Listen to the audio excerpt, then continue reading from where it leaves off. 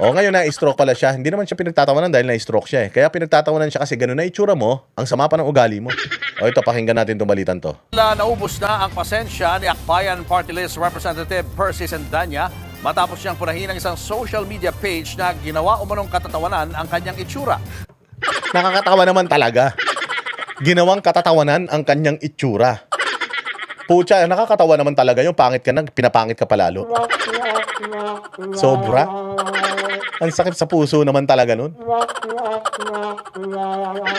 Hayop na yan. Saklap, mga besh. Sa ngayon ay deleted Utang ina naman. Sino ba na?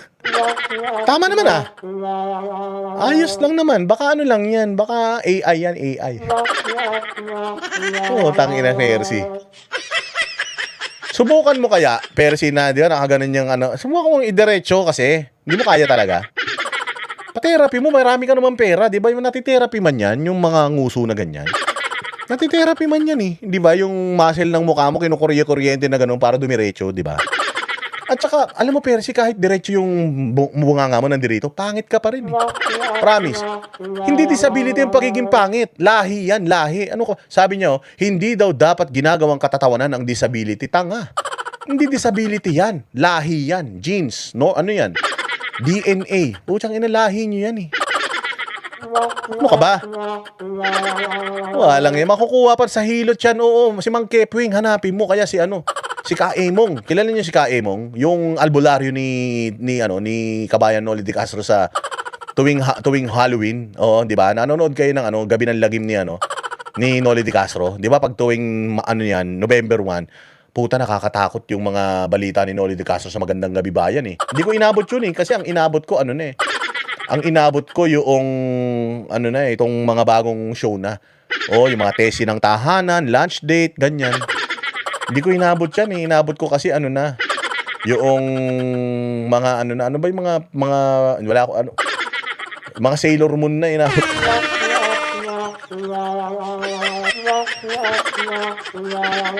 Oh, di ba meron yan? Di ba yung mga pangong ilong? Di ba yung mga pangong ilong, ganyan ilong mo napapatangos, yung mga tabingi yung butas, napadidiretso, lahat man kaya ng siyensya, mantakin mo Percy Sendenya, ang dami yung pera, hindi kaya ng science.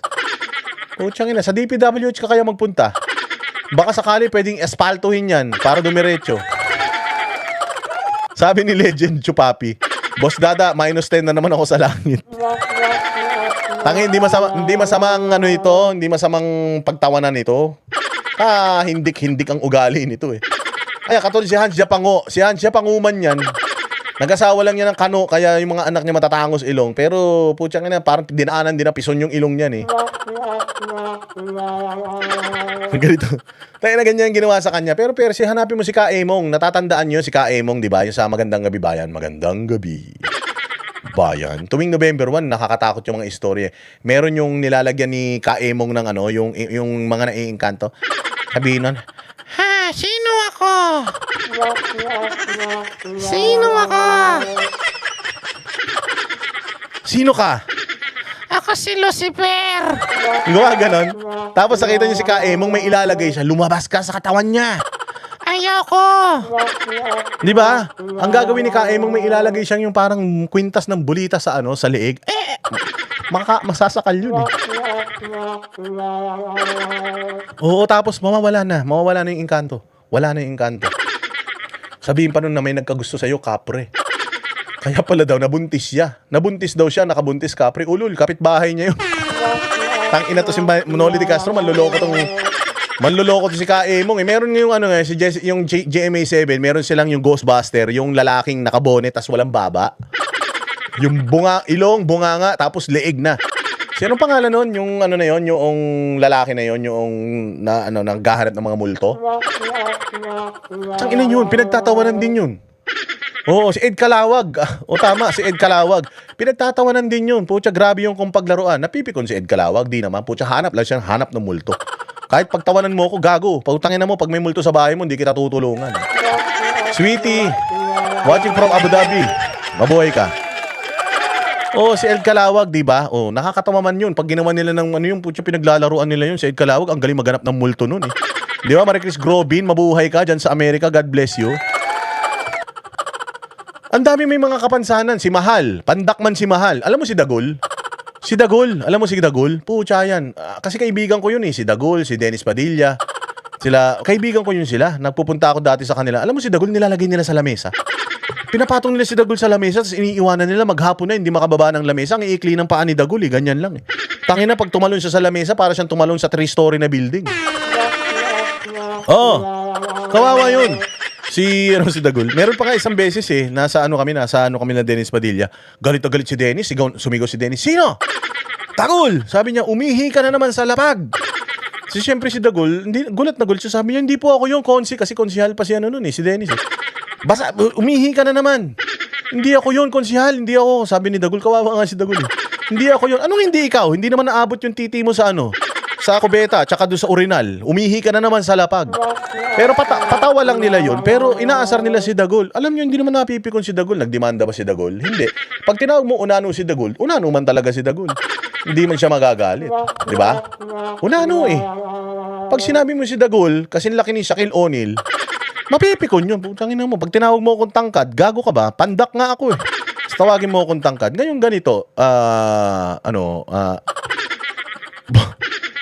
pwede may retoke siguro yan, Percy. O kaya maganda, 'di ba? Tabingi, ganon, 'di ba? Nakaganon.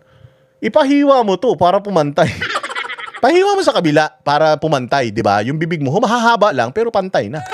Para si Joker. Tabingi eh. 'Di ba? Ayun, nakaganyan. O pag hiniwa mo 'tong kabila, hinabaan mo, hindi na siya mukhang tabingi. Oo, mas lalaki yung bibig mo. Kasya na diyan kahit paan ng kabayo. 'Di ba? Maraming paraan, Percy. Ano ka na lang, punta ka kay Vicky Bello, ganyan. Baka meron siyang paraan kung paano papantayin yan. Eh, grabe, di ba? Oo, pucha, dito siya galit na galit kasi ginawang katatawanan yung mukha niya. Ganyan. Sabi ko nga sa inyo, malaking issue to? Issue ng Pilipinas to? Mas galit ka pa rito sa ginawa sa mukha mo kaysa sa mga magnanakaw na mga kasama mo sa Congress? Mas galit ka pa sa nag-drawing na tabingi yung nguso mo kaysa sa pagnanakaw ng mga Marcos? Ha? Sabi ni Breck na rin, tingin ko, Boss Dada, pag ginawa mong AI yan, maghahang. Oo, pag nilagay mo AI, please, please, diretso the bibig. Tangina, baka yung chat GPT mo, mag-crash yun. Di ba? Punta siya ng Thailand, baka maging kamukha niya pa si Aura. Grabe, dito lang napikon ka. Nakikipagbarilan nga, di ba, mga kaibigan nyo, nakikipagbarilan nga sa bundok. Nakikipaglaban kayo sa gobyerno kung sino-sinong mga inaaway ninyo, tapos ito lang, gigil ka na. Ano ka bata?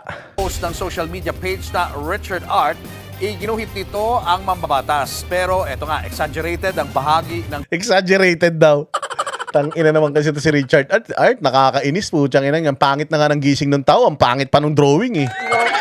Gago eh. Ay, putang inang buhay ito. Tangina, ayoko na talaga sa social media, kupal. Ayoko na, tangina niya, tigil na natin to. Nagkakasala tayo, bis mapunta tayo sa langit, baka mapunta tayo sa purgatorio, sabi ni Jesus, ay, gago talaga kayo. Ngayon nyo, pangit na yung tao, ginanyan nyo pa. Ang papangit naman kasi talaga ng mga dilawan. Putang ina, sobrang papangit. OG Diaz, putang ina, konti na lang eh. Si OG Diaz, ganito naman. Si OG Diaz, si Llamas, si Granada, si Franz Castro, si De Lima, si Kapunan, putang inang lahi ng mga yan. Dapat yung mga lahi ng mga yan, yung mga natatandaan nyo ng mga unang panahon, yung sinisibat, yung lahat ng barangay may mga hawak-hawak na sulo, tapos papunta sila sa bahay. Bahay ng mga engkanto yan. Sunugin. Dapat ganun eh, no? Nung unang panahon, ganyan eh. Si Luistro, putang ina si Chua, si Terry Ridon, putang ina, ano ba yan?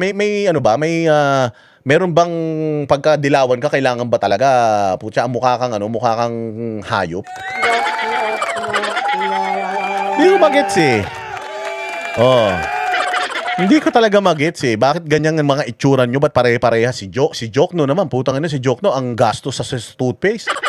Si Jokno, putang ina, galit na yung mga kamag-anak niya. Paano? 2 araw pa lang, ubos na yung toothpaste sa kapal ng ipin niya. Labo. Oy, si Chua, tabingi din yung mukha ni Chua, pero hindi nagagalit si Chua. Oo, tsaka si Pastor Abante nga, nakalabas pa yung dila eh. Hindi naman nagalit si Pastor Abando. Yung Lovely na Granada, matindi yun. Putang ina yung Lovely Granada, ang ganda ng tingin niya sa sarili niya. Mantakin mo, sumali siya sa beauty contest. Putang ganun kaganda sa tingin niya sa sarili niya. Tain mo Lovely Granada, gago. Sisihin mo din mga magulang mo. Pinaglihi ka sa sandok na sira. Tarantado ka. Windel, good morning. Nakaabot din. Mabuhay ka dyan sa Amerika.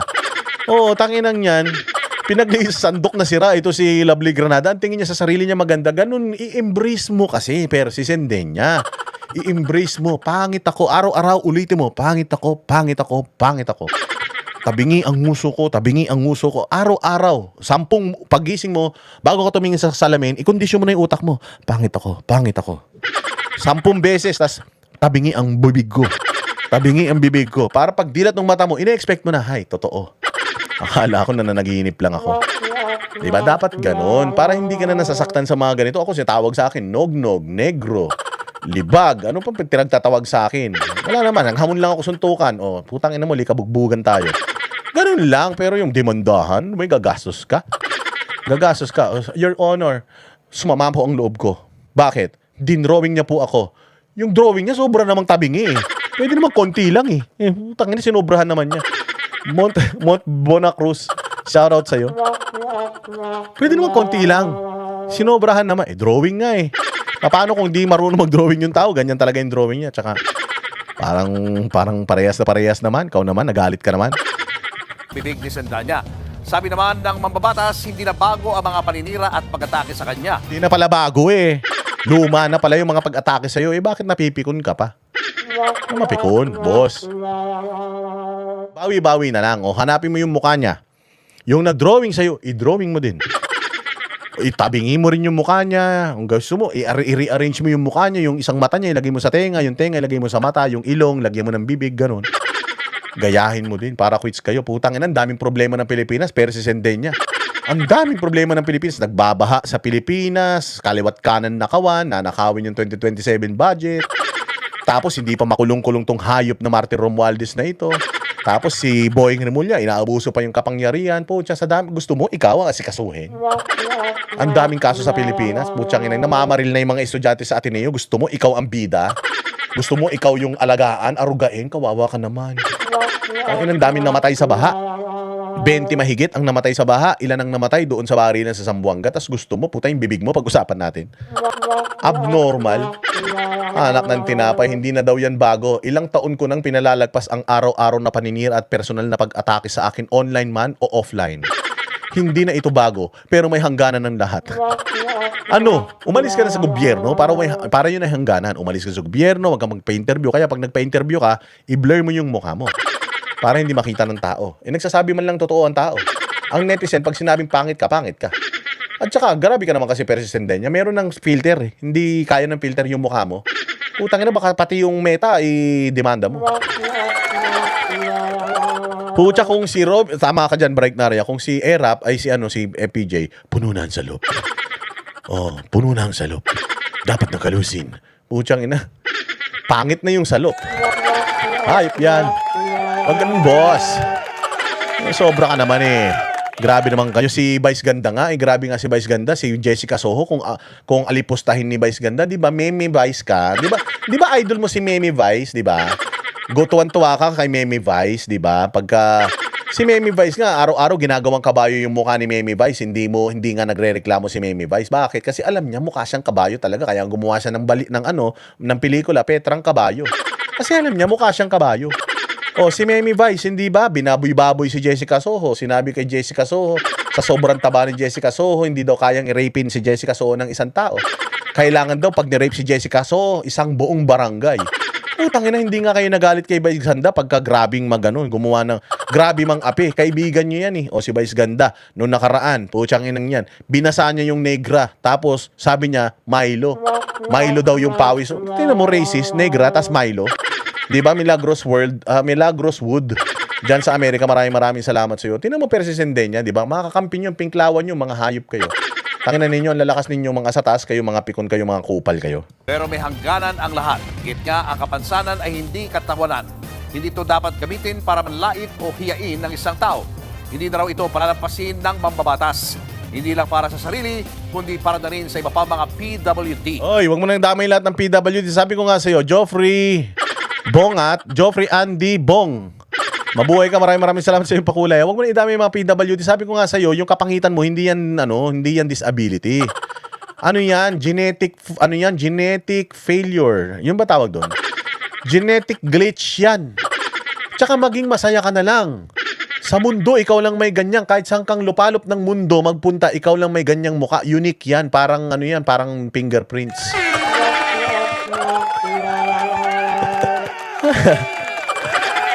Parang fingerprint niyang mukha mo, ikaw lang meron yan. Bukod tangi. Masyado ka namang iyakin. Hayop na yan. Ginamit mo pa yung PWD. Alam mo ba si Sir Jack? Sabi ko sa kanya, Sir Jack, nung kumain kami sa labas, akin na yung PWD mo. Alam mo, sabi niya, "Hoy, hindi ako kumuha ng PWD, Boss Dada." "Bakit di ko kumuha? Sayang naman 10%. Sabi niya, "Kasi hindi ko tinitingnan yung sarili ko na may kapansanan. Normal ako, normal. Yun ang tingin ko sa sarili ko. Ngongo lang ako, pero normal ako." Tapos ikaw, na-stroke ka lang, PWD ka na? Oh, tumigil ka, mahiya ka naman doon sa may mga cerebral palsy, mahiya ka naman doon sa mga lumpo, mahiya ka naman doon sa mga bulag. Tangina yung mga bulag na pag tinawag mong bulag, hindi napipikon eh. Tapos ikaw, ganyan naman talaga mukha mo, pangit ka naman talaga pag tinawag kang pangit, galit ka. Bakit? Anong tawag sa'yo nung bata ka? Maganda? Maganda ka nun? Gandara yon. Sabi ko nga sa'yo, ako, bata pa ako, yun ang tawag sa akin, nog. Boy negro. Nung bata ako, putsang inang yan, wala na akong magagawa. Ito na talaga yun, pinanganak na akong ganito. Hanggang ngayon, inaasar ako ng mga vloggers sa kabila na nog, negro, baluga. Mapipikon pa ako doon. Gago, tanggap ko na yun. Araw-araw na ginawa ng Diyos, putang ina yan, ang dami. Kung kukulang na likas papaya, idemanda ko sa sobrang peke ng sabon na yan.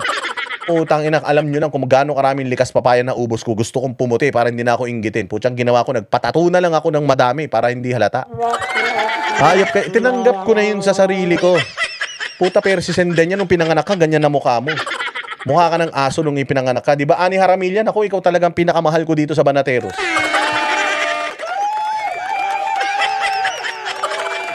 Mabuhay ka, Ani Haramillan. Buti na lang nandiyan ka talaga. Puros mga taga-Tanawan na naman itong mga ito. Ito pa president niya nung pinanganak ka, napagkamalan ka ng magulang mong mani. Pinagli ka sa mani. Hindi siya pinagli doon sa mani, ayun laman. Putang ina sa balat. Hayop yan. Kung mukha kang nilagang mani, wala na yung move on ka na. Ilang taong ka na, Percy? 40? 40 plus? Takin mo, 40 plus mo ng mukha yan, hindi ka pa sanay. Hayop yan.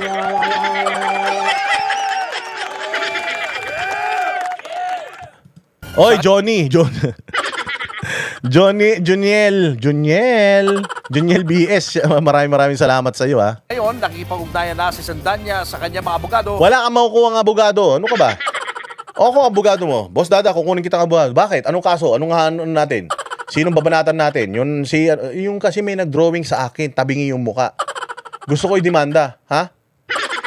Pwede ba natin i-demanda yung nagsasabi ng totoo? Pwede ba? O ako, abogado, hindi na. Maghanap ka na ng ibang abogado. Hindi ko tatanggapin niya, matatalo tayo. Paano natin papatunayan sa judge na peke yung balitang pangit ka, ipangit ka talaga?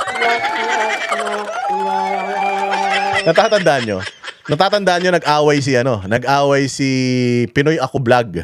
O, yung pangit na babae. Putang ina, isa rin yun. Hayop niya, kalahi din nila yun. Sabi ko nga sa inyo, sama-sama sila, puro sila pangit, papangitan sila. Putang ina, pantay-pantay sila. O, hindi sila nagpaangatan. Putang inang yan. Pare-pare sila itsura. Pare-pare sila mukhang mga maligno. Ito si Pinoy Ako Vlog, tinawag siya ni Franco Mabanta. Nung panahon pa to ni PRD, tinawag siyang pangit. Tinawag ni Franco Mabanta na pangit. Ang ginawa nito ni Pinoy Ako Vlog, nagdemanda. Idinimanda niya si Franco Mabanta dahil tinawag siyang pangit. Putang ina, na-dismiss yung kaso, 2 hearing pa lang.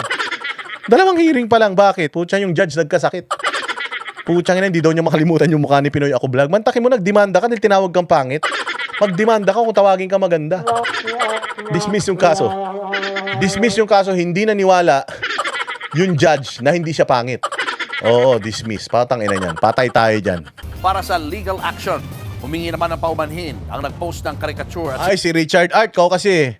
Ang dami rin niyang follower ba naman, 233,000. Magandang araw po sa lahat. Taos puso akong humihingi ng paumanhin sa karikature na ginuhit at ipinost ko. Hindi ko po intensyon na manakit o pagtawanan ng kondisyon ng kahit sino. Ulol, sinungaling. Kulang po ako sa pag-iisip at hindi ko po naisip ang magiging epekto nito. Tangina to, napaka-sarcastic ang po. Kulang daw siya sa pag-iisip. Buti pa to, umaamin eh. Humihingi po ako ng sorry sa taong nadamay, sa pamilya niya at sa lahat ng na-offend. Tinanggal ko na po ang post at magsilbi po itong aral sa akin bilang artist. Pangako po na mas magiging maingat at responsable po ako sa susunod kong gawa. Huwag ka nang gumawa, Richard Art. Hayop ka. Tangina, panindigan mo yan. Panindigan mo pag tinanong ka ng judge. O ba't naman ganito kasi yung dinrawing mo sa kanya? Sobra naman pagkakatabingin ng mukha. Art po kasi yan. Abstract yan, abstract. Abstract po yan, bossing. Abstract yan, judge. Sorry na. Yan talaga yung pagkakadrawing ko. Nasobrahan lang. Hindi ko na pwedeng burahin. Pag binura mo kasi yan, pangit na, dudumi na eh. Kaya tinuloy ko na lang ganyan. Tsaka nung ginawa ko po kasi yan, art kasi nakatiwarik ako nung dinrawing ko yan. Di ba? Di ba yung mga painting na tinatapon-tapon lang yung mga pintura tapos na yun. Ganun din sabihin mo. Ikaw naman, umaming ka kagad. Wala ka pala eh. Panindigan mo yan, Richard Art. Sino pa magpapagawa sa'yo kapag ganyan ka? Umamin pa siya. May kulang po ako sa pag-iisip at hindi ko naisip yung magiging epekto nito. Putang ina yan. Hayop na yan. Didimanda ka pa rin yan, Richard Art, kahit naburay mo yan at saka kahit natanggalin mo yan, papampam yan eh. 3D kasi 3D yun. Pag may salamin ka ng 3D glasses, diretso yun eh. Greetings from California.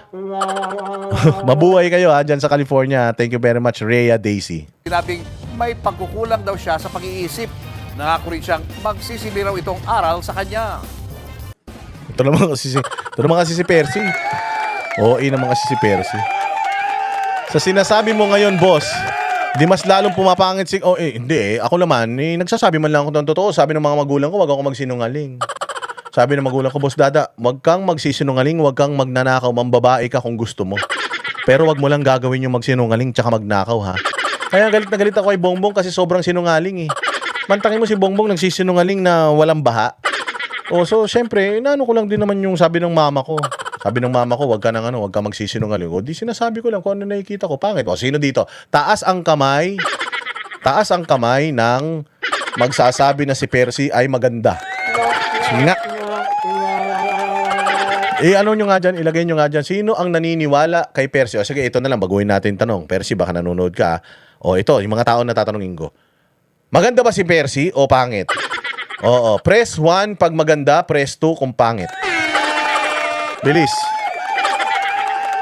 Tingnan natin, baka maraming naniniwala dito na maganda si Percy. Hindi ba? Ilagay nyo dyan. Number 2. Pucha, patay tayo dyan. Ba't naman number 2? Sobra naman kayo. Bilis, ano pa? Sige, 2. Ang dami naman to niyan. Percy, pangit ka talaga. Kita mo yung comment section. Puro number 2. Yung iba nga, 5 2 pa yung nilagay. Yung iba, 10. Yung iba, may 2 na, may ngit pa pa. Hayop na yan. Kawawa ka naman. Baka naman lahat ng mga ito nagsasabi sa yung pangit kaya didimanda mo to. Putang ina, mauubos ang korte sa Pilipinas pag gaganyan. Ayan puro 2. Yung tindi nito, puro. Milagros Wood, salamat. You made my day. You also made my day. Maraming salamat sa inyo pakulay, ha. Pangit na, kupal pa. Grabe, 2 million. Wala bang 5 yun lang? Sige, ganito na lang. Ibahin natin yung tanong. Anong nakikita nyo kay Percy Sendenya? Anong oras nyo siya gustong makita? Umaga o gabi? At bakit? Ilagay nyo kung bakit.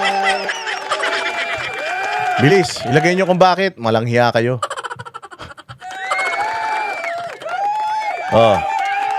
Gabi. Bakit gabi? Bakit gabi nyo siya gustong makita?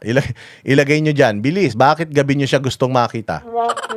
Umaga, si Jake Arzobal, umaga. Putsang ina, ha? Madaling araw. Grabe naman kayo. Pag nakita mo naman ng madaling araw yan, putsang inang yan. Tapos sa bukid mo pa nakita yan, baka sibatin mo yan.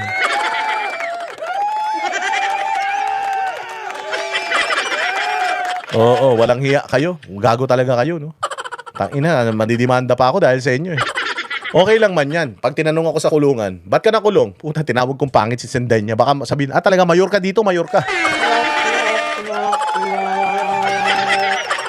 Anak ng tinapay, oh. Ang hirap nun, no, makukulong ka. Oh, putya, nagkaroon ka ng record sa NBI, kumuha ka NBI. Oh, may kaso ka dito. Oh, may hit ka, may kaso ka. Ano tong kaso mo? Nagsalita, sabi lang ako ng totoo, eh. Nagkaroon ako ng kaso. Ano nga yung kaso mo? Hindi ko nga rin maintindihan, eh. Karoon ako ng kaso, tinawag ko lang si Percy Sendenya na pangit. Putya, nagkaroon na ako ng kaso, eh. Kupal. Kami ang boses ng masa, hindi natatakot. Katotohanan lang, di kami nalulunod. Walang bahid ng sismis, lahat ay totoo. Kahit sino ka pa, pag mali ka babanatan ka. Walang pinipili kulay, wala kaming kinikilingan. Basta para sa bayan, kami lalaban. Pag tama palakpakan, pag mali banatan. Di matitinag, di matatakot, para sa bayan tuloy ang sigaw. Sa harap ng kamera, walang halong takot. Mga baluktot, lahat kayo'y tutumba. Ang hustisya at totoo, yun lang ang mahalaga. Kahit sinong harang, di kami matitinag. Walang pinipiling kulay, wala kaming kinikilingan. Basta para sa bayan, kami lalaban. Pag tama palakpakan, pag mali banatan. Di matitinag, di matatakot, para sa bayan tuloy ang sigaw. Kung nasa tama ka, ikaw ay aming kasama. Pero pag mali ka, handa ka na bang mabasag? Banateros kami, walang inuunan. Dahil bayan muna, bago ang sarili.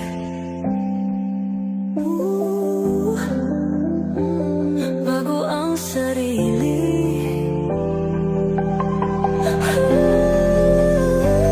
Pag tama palakpakan, pag mali banatan.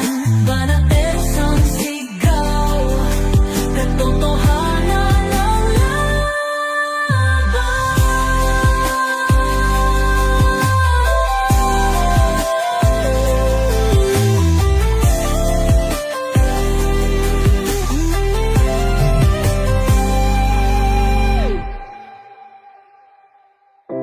Sa